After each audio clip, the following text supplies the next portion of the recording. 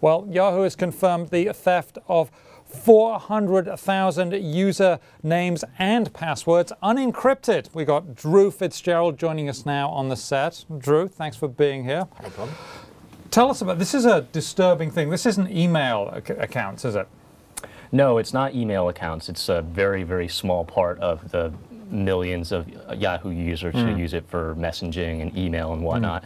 This is something called Yahoo Voices, which is actually associated content. It's a company Yahoo bought for repeatedly about $100 million in 2010, and they rebranded it. And basically, it's a site for people who want to write recipes, reviews, articles on their own, and they'll get paid for it.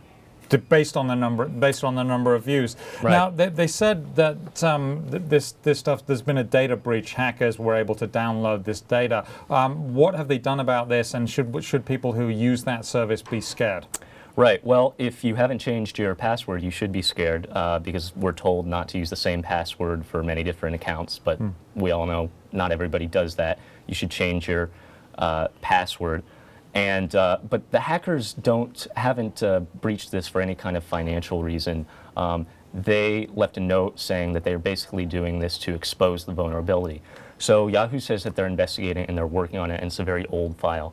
But they're advising now, that's people still to against the law. Even if you don't take anything, it's still against the law to breach security, is my understanding. So it is. I only did, I only broke into your house just to show you how weak it was. Isn't actually an excuse, basically. Right, it's not legally an excuse, but and we don't know what anybody else might do with this because this was posted online publicly for the whole world to see. But that's the motivation. So one of the things here I understand is that not all of those passwords that were taken were actually current passwords, right? No, Yahoo says only about 5% of those passwords are current passwords. But it's the main takeaway is it's fairly embarrassing for Yahoo. These are passwords that were not encrypted.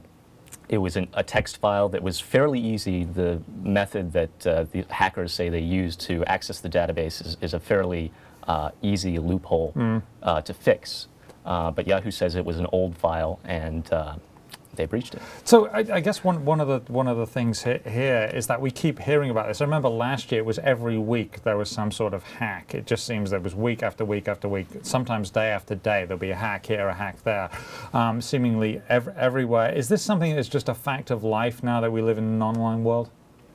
Well, it certainly seems to be, doesn't it? Yeah. It does to me. I mean, I'm a bit of a neophyte.